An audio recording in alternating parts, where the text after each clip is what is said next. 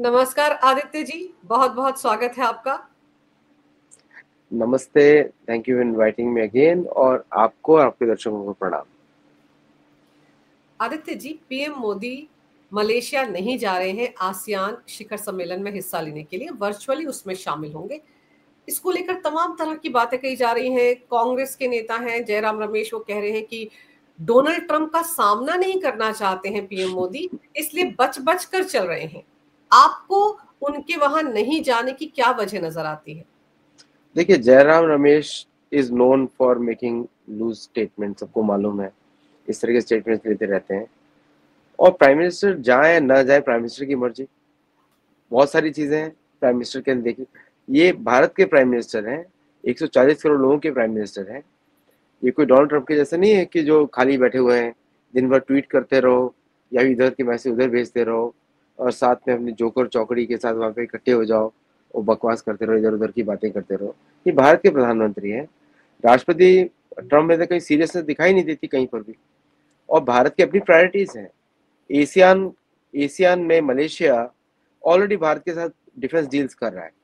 Already वो ब्राह्मोस के ऊपर बात कर रहा है, इंडिया की गन्स खरीद रहा है। तो मलेशिया के साथ भारत की रिलेशनशिप बहुत ही अच्छे हैं। और जो उसके प्राइम प्रेसिडेंट हैं, मलेशिया के प्रेसिडेंट हैं, अभी तो दिवाली सेलिब्रेट की उन लोगों ने। उन्होंने अभी बैन किया वहां पे कि हिंदुओं को बीफ पसंद नहीं है तो मैं बीफ बैन करता हूँ, ये भी उन्होंने बात करी। तो सारी बातें तो हिंदुओं के हिसाब से हो रही है वहां पे। और अगर प्रधानमंत्री, भारत के प्रधानमंत्री नहीं जाते हैं, क्या फर्क पड़ता है मलेशिया को या आसियान को? क्या फर्क पड़ता है? आसियान का नेट सिक्योरिटी प्रोवाइडर तो भारत ही है। तो तो आसियान में वियतनाम देख लीजिए, फिलीपींस देख लीजिए या कोई भी नहीं कंट्रीज देख लीजिए, सभी लोग तो इंडियन वेपन्स खरीद रहे हैं। तो भारतीय प्रधानमंत्री को वहां जाने की जरूरत है ही नहीं फॉर आसियान मीटिंग। पहली बात तो ये है। और दूसरी बात, राष्ट्रपति ट्रम्प अब क्या बोल रहे वहां पे किसी को पता नहीं। कौन सी फोटो खींचे, किसको क्या बता दें, कौन सा लूज स्टेटमेंट दे दें। तो भारतीय प्रधानमंत्री के पास बाकी बहुत सारी प्रायोरिटीज है। उल्टा जो गड़बड़ी जो अमेरिका क्रिएट कर रहा है उसको भी सॉल्व करना है भारत में। तो there are many things to take care. तो I think it's a very wise decision मेरे हिसाब से। लेकिन खबरें ये भी आ रही हैं कि डोनाल्ड ट्रंप बड़ी जल्दबाजी में है ट्रेड डील को लेकर, और कहीं ना कहीं उन्होंने प्लान कर रखा था कि अगर आसियान में पीएम मोदी आते हैं तो वहां पर वो अनाउंसमेंट कर दें कि भारत और अमेरिका के बीच सब कुछ ठीक है और ट्रेड डील बस हो गई। इस तरह की प्लानिंग ट्रंप प्रशासन की है, ऐसी खबरें हैं। तो आपको लगता है कि ये भी एक वजह हो सकती है? क्योंकि भारत अपनी शर्तों पर ही ट्रेड डील करेगा, लेकिन लॉकडाउन के चलते डोनाल्ड ट्रंप तो फंसे हुए पूरी तरह से। वो तो चाह रहे हैं कि शटडाउन हो रखा है तो उसके बीच में कहीं ना कहीं रास्ता निकल आए और भारत के साथ रिश्ते भी अच्छे हो जाए और ट्रेड डील भी हो जाए। देखिए, जब इतना ज्यादा एम्फेसाइज कर रहे हैं ट्रेड डील के ऊपर के, टेल मी वन थिंग, ऐसा कौन सा समय था जब अमेरिका ने इतना बार ट्रेड डील पे एम्फेसाइज किया हो? क्या इतिहास में समय है? आप रिकॉर्ड्स निकालिए सारे। ऑस्ट्रेलिया के साथ भारत ने 3 साल नेगोशिएशन किया। यूके के साथ मिनिमम 3 साल नेगोशिएशन किया। यूरोपियन यूनियन एफटीए की बातें यूके फ्री ट्रेड डील से पहले शुरू हुई थी, तब भी इतना लंबा नेगोशिएशन चल रहा है, अभी फाइनल भी नहीं हुआ है। भारत ने 30 देशों के साथ एफटीए साइन किया है, 30 देशों के साथ। कौन सा डील इमीडिएटली हो गया या किस कंट्री ने प्रेशर डाला? तो भारतीय पहले तो आप टेरिफ्स की बातें करते हो, सैंक्शंस की बातें करते हैं, और फिर वो तो हमारे राष्ट्रपति कर रहे हैं ना, तो बोला ऐसे ही पड़ेगा। अब पहले तो वो टैरिफ की बातें करते हैं, सैंक्शन की बातें करते हैं, फिर थ्रेटन करते हैं, इंडिया को डेड इकोनॉमी बुलाते हैं, फिर उसके बाद बोलते हैं कि हमको फ्री ट्रेड डील चाहिए, तेल खरीद लो हमसे, कुछ खरीद लो। यहाँ तक कि उनके मिनिस्टर ने बोला 1 बुशनेल ऑफ कॉर्न खरीद लो। 1 बुशनेल का मतलब होता है एक बैग, ये मतलब एक उसका मानते हैं ना, वो 30 पाउंड कह का सकते होता हैं है, कि ये बुशनेल एक होता बोरा एक बोरा मक्का खरीद लो। है। बुशनेल इज बोरा भी नहीं होगा।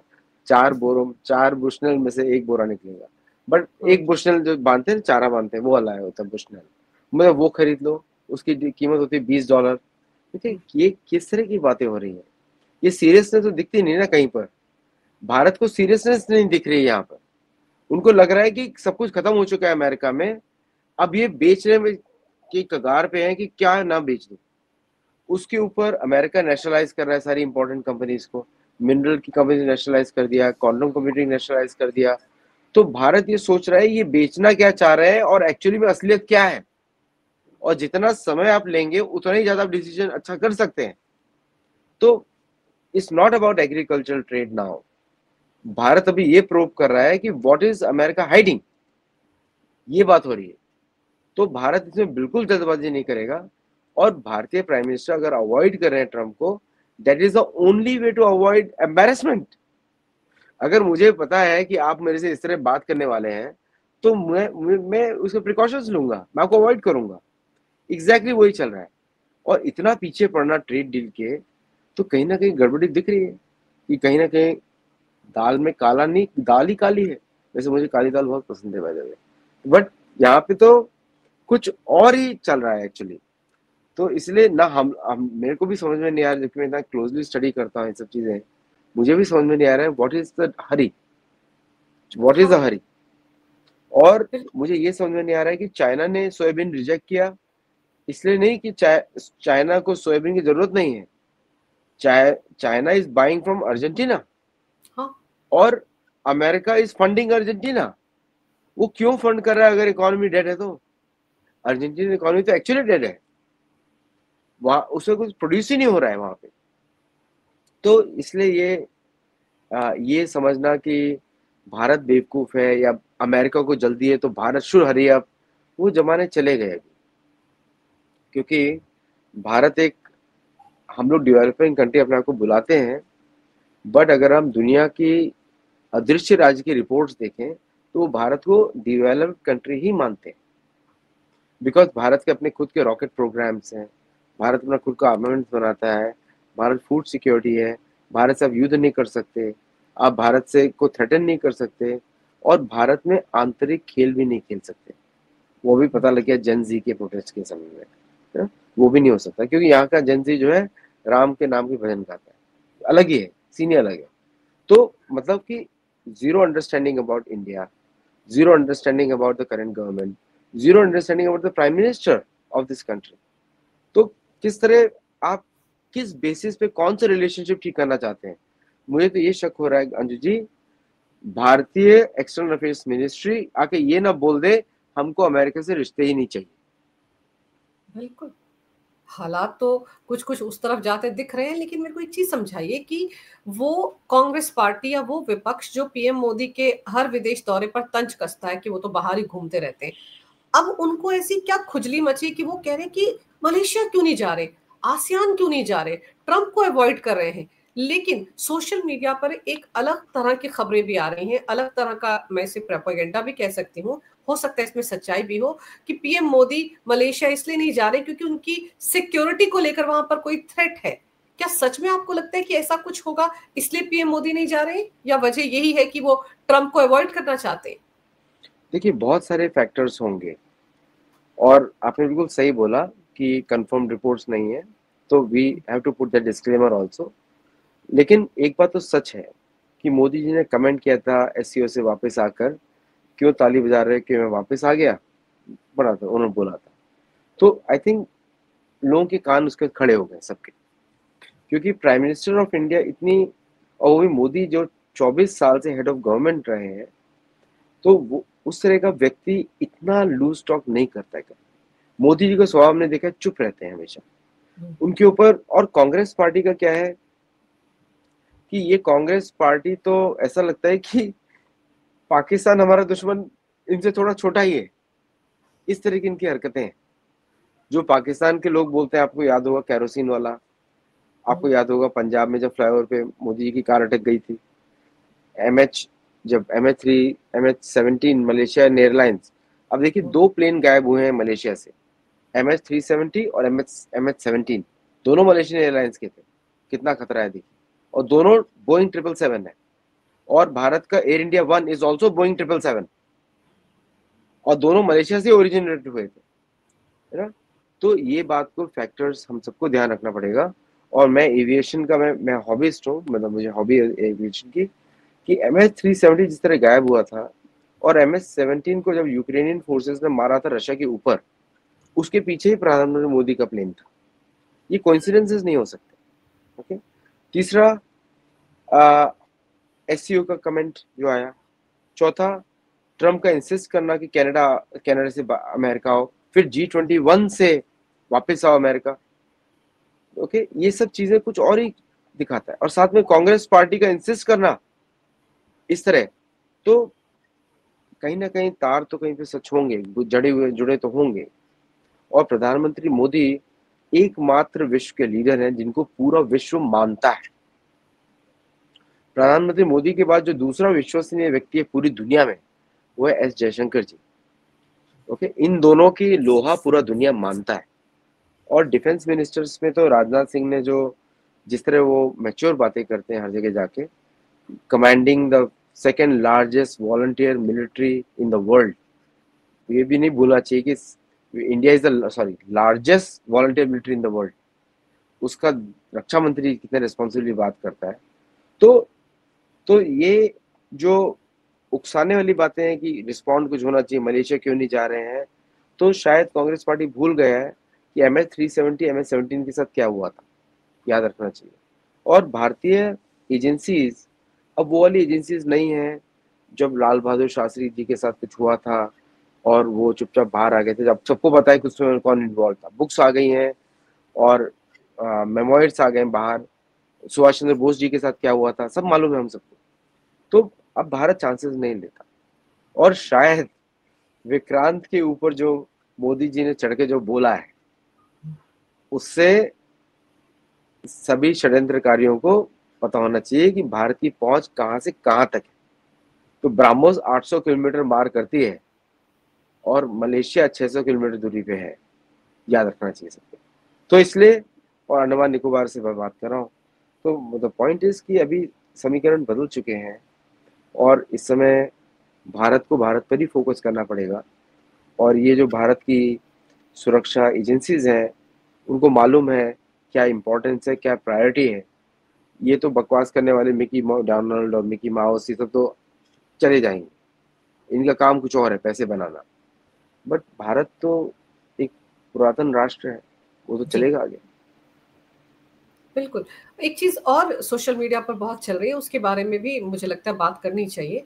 ढाका में जिस तरह से CIA का एक एजेंट मारा गया था, उसको भी कहीं न कहीं पीएम मोदी की सिक्योरिटी थ्रेट के साथ जोड़कर देखा जा रहा है। सोशल मीडिया पर बड़ा बवाल मचा हुआ है। आप उस संदर्भ को कैसे देखते हैं? क्योंकि वो SCO के आसपास की बात है। देखिए, वो स्पेशल फोर्सेस से है। स्पेशल फोर्सेस सेपरेट कमांड होता है यूएस मिलिट्री में। हुँ, उसको आपको एजेंसी के लोगों का नाम आपको कहीं पता नहीं लगेगा। जैसे भारत की एजेंसीज का नाम आपको कहीं पे आएगा ही नहीं। तो वो स्पेशल फोर्सेस जो है यूएस का एक स्ट्रेटेजिक कमांड है। यूएस के 7 स्ट्रेटेजिक कमांड है, उसमें से एक वो है। तो उसके ऑफिसर्स जो जिस यूनिट से है वो रिजीम चेंजिंग करते हैं। क्या वो यूनिस के लिए थे या किसी और के लिए थे, वो मुझे पता नहीं। तो लेकिन संदिग्ध अवस्था में जिस तरह वो पाए गए, इसका मतलब तो बिल्कुल साफ होता है कि वो किसी के लिए तो थ्रेट थे। अब किसके लिए थे हम और आप ठीक से बोल नहीं पाएंगे, क्योंकि ये जिनको मालूम होना चाहिए उनको सबको मालूम है।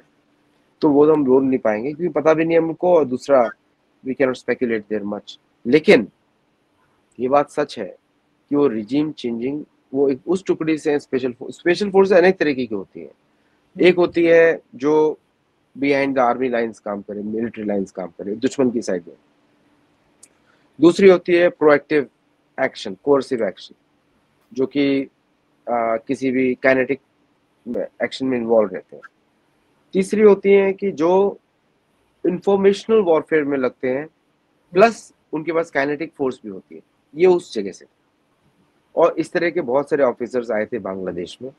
तो अभी इतने सारे जो वर्ल्ड इवेंट्स हो रहे हैं, उसमें से एक ही व्यक्ति है जो झुक नहीं रहा है और जिसकी वजह से भारत जो है खड़ा हुआ है और बढ़ रहा है। सारे सैंक्शंस लगने के बाद भी भारत के एक्सपोर्ट्स 6.6% बढ़े। तो ऐसा नहीं लगता कि भारत को अमेरिका की कोई जरूरत है इस समय। लेकिन फिर भी भारत एक रिस्पॉन्सिबल कंट्री है, वो पूरी तरह से रिजेक्ट नहीं कर रहा है unless something drastic happens, which anyways should know. कि ड्रास्टिक होगा तो Bharat will take extreme steps also. तो भारत चाहता है गुडविल में कि अमेरिका के साथ अच्छे रिलेशन रहें, लेकिन इस तरीके से नहीं कि आप ऑलमोस्ट कोर्शन कर रहे हो, जैसे कि आप स्केल लेके बैठ गए हैं, प्रेमिका और प्रेमी स्केल से मार रहे हैं एक दूसरे के हाथ पे, प्रेम करो, प्रेम कर दे हो, ऐसे हो गया इस समय। तो इसमें जेन्युइन रिलेशनशिप नहीं डेवलप होती। और जो 25 साल से अमेरिकन अदृश्य राज्य ने मिलकर और सरकारों ने मिलकर भारत के साथ रिश्ते अच्छे किए हैं 71 के बाद, वो 8 महीने में बर्बाद हो गए, है ना? तो इसलिए ये विजिट जो है, प्रधानमंत्री मोदी का डिसीजन जो है, वो शायद भारत की प्रायोरिटीज को देख के लिया गया है। लेकिन जैसे आपने कहा ना, रिजीम चेंज के लिए मोदी हटाओ एक प्रोपेगेंडा भी चलाया गया अदृश्य राज्य की तरफ से या सीआईए की तरफ से, और रिजीम चेंज के लिए तो ये बड़े उतावले भी हैं, और उसके हर दूसरे दिन हमको कोई ना कोई उदाहरण दिख जाता है। हमारे देश के अंदर बैठे हुए भी हाफ फ्रंट जो है वो यही काम में लगा हुआ है। लेकिन दूसरी तरफ आपको लगता है कि डोनाल्ड ट्रंप का भरोसा, जो डोनाल्ड ट्रंप पर भरोसा कतई किया ही नहीं जा सकता, इसीलिए पीएम मोदी उनको मुंह ही नहीं लगाना चाहते, क्योंकि वो हर रोज एक नया स्टेटमेंट दे देते हैं। अभी आजकल वो ये राग अलाप रहे हैं कि भारत ने भरोसा दिया है कि रशिया से तेल खरीदना कम कर देगा, इस तरह की बातें कर रहे हैं। तो कभी भी वो कुछ भी बोल देते हैं, my friend my friend my friend. जब वो बोलते हैं तो आप सही कहते हैं कि वो माय फ्रेंड पर गौर करने की जरूरत है कि क्यों बोल रहे हैं। उनको लगता है मैं माय फ्रेंड बोलूंगा तो सामने वाला झांसे में आ जाएगा। उनको ये नहीं पता है कि वो पीएम मोदी है, वो झांसे में आते नहीं, तुमको ही झांसे में ले लेंगे, तुमको ही लपेटे में ले लिया ना। तुमने बड़े टैरिफ टैरिफ टैरिफ क्या क्या हाल बना दिया अमेरिका का भारत ने। भारत का कोई भी प्रधानमंत्री, चाहे कोई भी हो, आज तक जितने भी हुए, उनमें से सबसे शक्तिशाली हैं मोदी जी, सबसे ज्यादा, नेहरू से भी ज्यादा, और लोकप्रियता भी बहुत है। लेकिन जितने भी पहले प्रधानमंत्री हुए हैं, उनमें से एक भी कभी झुका नहीं। इंदिरा गांधी को ही देख लीजिए, किसी को भी देख लीजिए, कोई झुका नहीं, नेहरू के अलावा। नेहरू के अलावा सभी, कोई भी नहीं झुका। तो और लाल बहादुर शास्त्री जी के बाद पहले ऐसे प्रधानमंत्री आए हैं जो खड़े हुए, यहाँ तक कि वाजपेयी जी भी खड़े हुए थे, लेकिन लाल बहादुर शास्त्री तो युद्ध जीते थे। तो उसके बाद ये ऐसे प्रधानमंत्री आए हैं जिन्होंने सारे युद्ध भी जीते हैं। तो और अमेरिका के साइकी आपको पता होना चाहिए कि वाइट एंग्लो सैक्सन प्रोटेस्टेंट जो माइंडसेट है, उसको ये लगता है कि वो ब्रिटिश, उसने पूरी दुनिया पे राज किया है, जबकि वो स्वयं ही कॉलोनी है ब्रिटिश की। लेकिन उसको लगता है दुनिया पे राज किया है तो कोई उनकी बात सुन क्यों नहीं रहा है। उनको ऐसा लगता है कि हमने अमेरिका कॉन्कर किया है, हमारा राष्ट्र नहीं है, हमने कॉन्कर किया है। ये उस बैंडविड्थ से आते हैं, उस ग्रुप से आते हैं। अब उस ग्रुप के व्यक्ति के साथ आप, उस व्यक्ति के साथ तो उनके परिवार ही उनके साथ इतना ज्यादा विश्वास ना करे उनके ऊपर। ये तो जानते हैं, उनका इतिहास आप जानते ही हैं। और ये जो ग्लिप टॉकिंग बोलते हैं इंग्लिश में, ग्लिप टॉक, जो कि स्मूथ टॉकिंग जो करते हैं ट्रम्प, उनको लगता है कि बिजनेस डीलिंग्स है, ये राष्ट्रों की डीलिंग्स है, राष्ट्रों की dealings are way above the business dealings. तो उन्होंने अमेरिका को एक कॉर्पोरेशन बना दिया है, डील डील डील, मतलब कि अमेरिका राष्ट्र रहा ही नहीं अभी। American corporation is dealing with the Republic of India, ऐसा लग रहा है इस समय। तो ना कोई लोगों के संपर्क की बात हो रही है, जबकि वो मेन होना चाहिए, संपर्क बढ़ाने चाहिए, उसकी भी बात नहीं हो रही है। ना वो इमिग्रेशन पॉलिसीज पे बात हो रही है, ना जो डिफेंस पे बात हो रही है, क्योंकि अमेरिका ने, भारत ने तो सारे डिफेंस डील्स रिजेक्ट कर दिए। ना F-35 चाहिए, ना F-22 चाहिए, ट्रांसपोर्ट प्लेन देना है तो दे दो। So there is no common ground left with this administration right now. People to people connect नहीं है, आर्ट एंड कल्चर कनेक्ट नहीं है, एजुकेशन में कनेक्ट नहीं है, जिस पे राष्ट्र बात करते हैं, राइट। प्रधानमंत्री लेवल पे आपकी डील की तो नहीं बात होगी, उसके लिए तो वहां पे भारत के बिजनेसमैन है बात करेंगे। अगर मोदी, अगर ट्रम्प को इतनी इच्छा है डील करने की, मुकेश अंबानी से बात करो या किसी और रतन टाटा से बात करो, why prime minister of India. तो आई थिंक ये जो अमेरिकन साइकी है, जो इस समय जो वास्प इसको बोलते हैं या फिर बॉस्टन ब्राह्मण्स बोलते हैं, दीज आर द पीपल, मुझे ऐसा लगता है अभी कि एक्सटर्नल अफेयर्स मिनिस्ट्री इन पे ट्रस्ट नहीं करती। और अगर वो इतनी लंबे राउंड, ऐसा नहीं बोल सकते कि भारत की कोई इच्छा नहीं थी, पीयूष गोयल जी गए, भारत के चीफ नेगोशिएटर अग्रवाल जी गए, अभी भी शायद अमेरिका में या वापस आगे, मुझे पता नहीं। But consistently Bharat is making कि ठीक है आपकी इच्छा है तो हम ये नेगोशिएट करते हैं, लेकिन वो बोल रहे हैं आप नेगोशिएट भी मत करो, आप एक्सेप्ट कर लो। अब कैसे पॉसिबल होगा? आप अपनी गायों को गाय का मांस खिलाते हो, उनको डिजीज है, वो दूध हम ले नहीं सकते, हमारे धर्म के विरुद्ध है। हम लोग आपसे कुछ और चीजें हम ले नहीं सकते क्योंकि वो भी हमारे धर्म के विरुद्ध है। तो I think common ground is missing, इसीलिए डिले हो रहा है। शायद लोग बोल रहे हैं डील हो जाएगा, मुझे लगता है कि डिले हो जाएगा, बिकॉज कोई कॉमन ग्राउंड नहीं मिल रहा है कहीं पर। मतलब हमको तो नहीं दिख रहा, मुझे तो दिख नहीं रहा है, unless something special is happening. ये बात भी सही है कि भारत ने कुछ ऑयल खरीद रहा है, अमेरिका से खरीद रहा है, वो जैसे एज यूजुअल करते हैं। अब ट्रम्प ये तो बोलेंगे नहीं, क्योंकि ट्रम्प को अपने लोगों को अच्छा दिखाना है, he is a strong negotiator. But ये तो प्रेसिडेंशियल क्वालिफिकेशन ही नहीं होती है। Presidential qualification is protecting the country, protecting the people to people connection, ये होना चाहिए था। लेकिन अब वो दिखाना चाहते हैं कि ही is a king, he is the boss, he is making the changes. तो ओवरऑल जो है, मुझे लगता है कि ये जल्दबाजी में शायद एक गलत डिसीजन ले लेंगे। एंड भारत की बड़ी कंसिस्टेंट फॉरेन पॉलिसी है। भारत तो डीडॉलराइजेशन में भी बात नहीं कर रहा है, भारत बोल रहा है, बट भारत के सारे एक्शंस खतरनाक है, उस पर बात कर सकते हैं अलग से। बिल्कुल, भारत के सारे एक्शंस खतरनाक है। पीएम मोदी G7 के बाद नहीं गए, वो यूनाइटेड नेशंस जनरल असेंबली के कार्यक्रम में नहीं गए। फिर डोनाल्ड ट्रंप ने सोचा था कि शायद मिस्र आ जाएंगे, वहां पर जो वो गाजा पीस समिट हो रहा था वहां आ जाएंगे, वहां भी नहीं गए। आसियान में भी नहीं जा रहे हैं। तो डोनाल्ड ट्रंप को मुझे लगता है कि उनकी सारी हेकड़ी निकल चुकी है, सारी हवा निकाल दी है पीएम मोदी ने, इसीलिए बौखलाए और घूम रहे हैं। ऊपर से अब मुझे तो ऐसा भी लगने लगा है, आदित्य जी आप बताएंगे इस बारे में, कि जो डीप स्टेट है, अदृश्य राज्य है, मुझे तो लगता है वो उनके भी दबाव में है डोनाल्ड ट्रंप इस डील को करवाने के लिए। क्योंकि अब जैसे उनके देश में उनके खिलाफ मोर्चा खोला है, अमेरिका जैसे देश में अगर 70 लाख से लेकर 1 करोड़ लोग सड़कों पर उतर आए वीकेंड में, जिनमें की आर्मी के लोग भी शामिल हो, तो डोनाल्ड ट्रंप तो अपने देश में इस वक्त कटघरे में खड़े हैं। और क्यों खड़े हैं? भारत से पंगा लेने के लिए।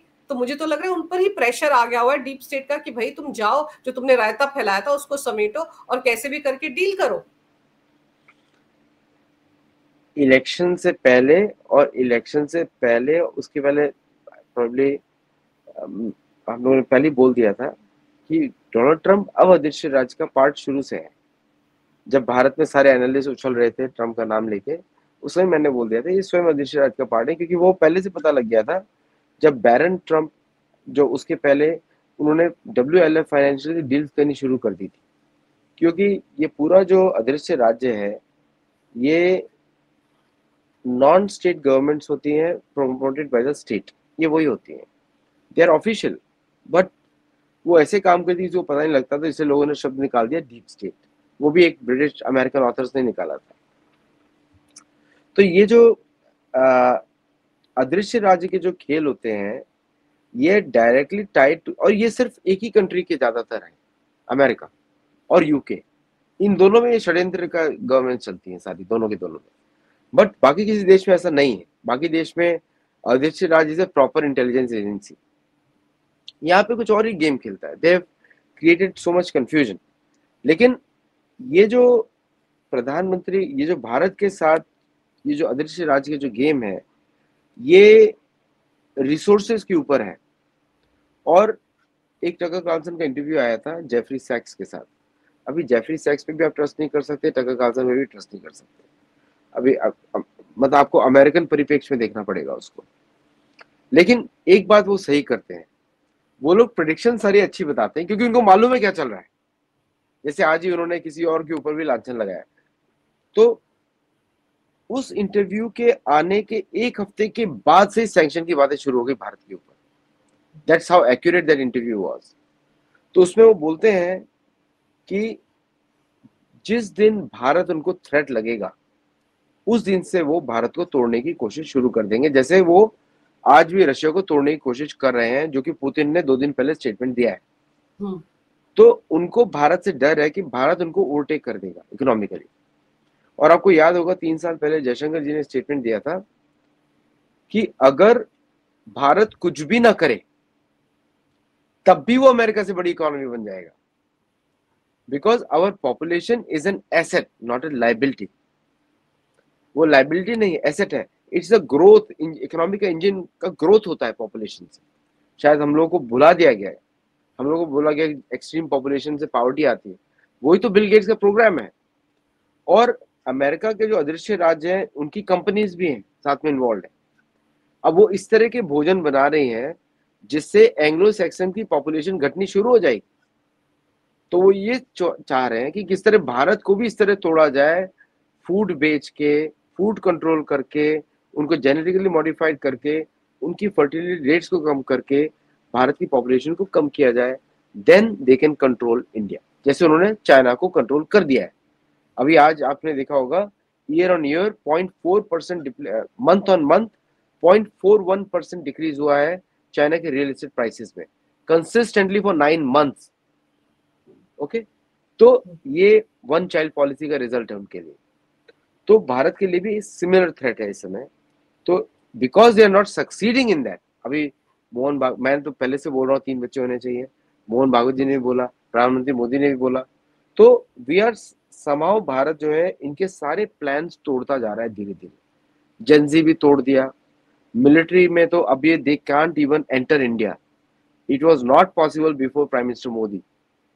अब दिख रहा है कि हमारा सिक्योरिटी अपैरेटस कितना स्ट्रांग है, और प्लस हमारी जो मिलिट्री हार्डवेयर है, सिस्टम्स है, दे कैन काउंटर।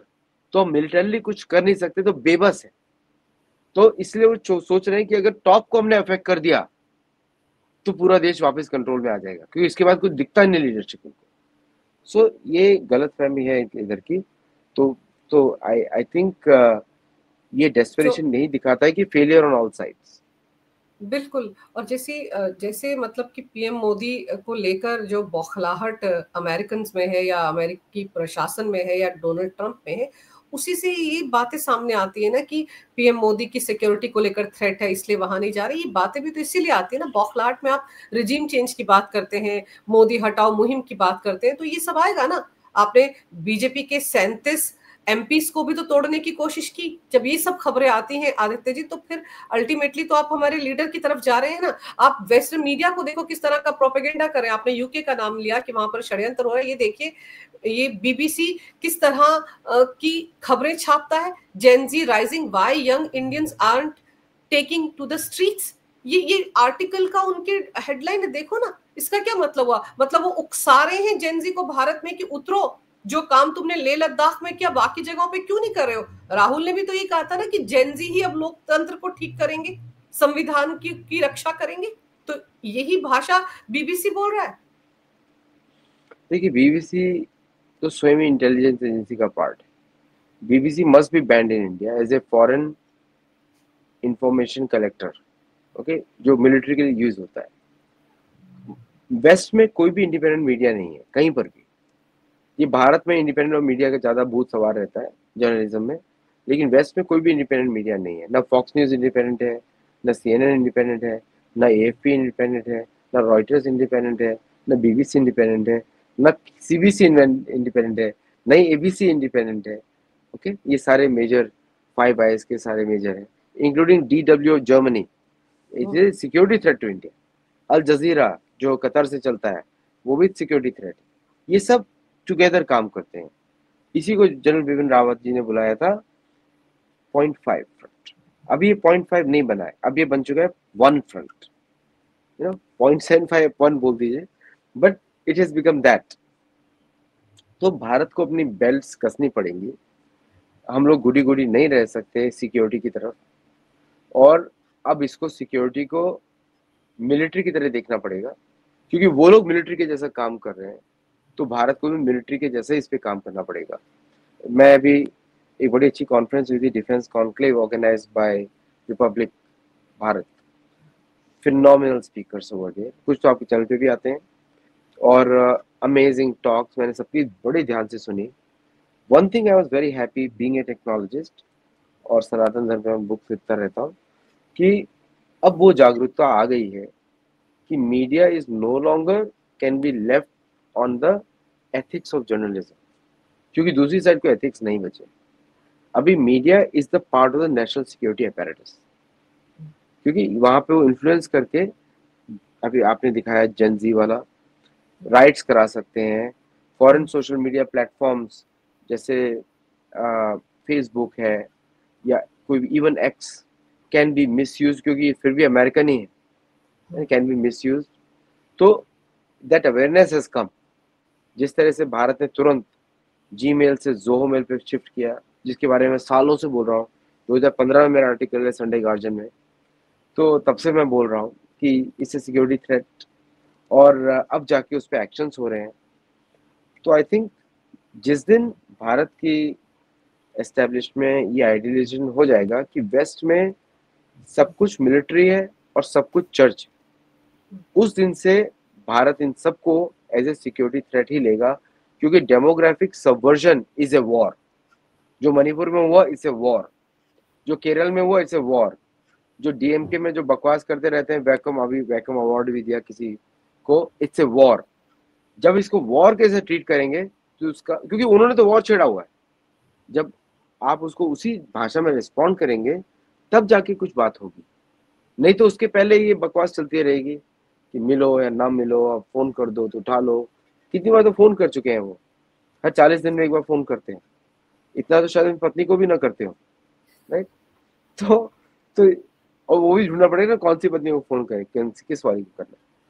तो इट्स ए कॉमेडी, एक तरह देखा जाए तो जियो पॉलिटिकल कॉमेडी भी दिखती है, बट सीरियसनेस भी है इधर, क्योंकि यहाँ पे एक बड़े पुरातन देश के भविष्य को आगे बढ़ाना है। इनके लिए तो कुछ नहीं है, तो कॉलोनी है, 1776 में घुसे, वहां के नेटिव अमेरिकन को ही मार दिया। कोई भी नेटिव अमेरिकन बोल नहीं, आज उनको पीने का पानी नहीं, आज भी ना बिजली है ना इंटरनेट है, और बात करते हैं दुनिया के मोस्ट एडवांस कंट्री की। एजेंट ऑरेंज डाल देते उनके पानी में, 2024 में डाला, 2022 में डाला। तो अभी तो वो सब इश्यूज भारत ने उठाए नहीं। ह्यूमन राइट्स की अगर बात करें तो let's talk about native American rights, कहाँ चले गए वो? तो भारत को ये सब इश्यूज पे भी फोकस करना चाहिए। लेक्चर भी सुनने का समय चला गया ना। अभी मेरे जैसे छोटे मोटे ऑथर्स भी लिखते रहते हैं, मैंने लिख दिया उधर कि किस तरह यहाँ पे कॉलोनाइजेशन हुआ। अब कब तक लेक्चर सुनेंगे? अभी वो क्वालिफिकेशन भी होनी चाहिए लेक्चर देने की। आपकी ह्यूमन राइट्स बताइए, आपकी इधर डेमोक्रेसी बताइए।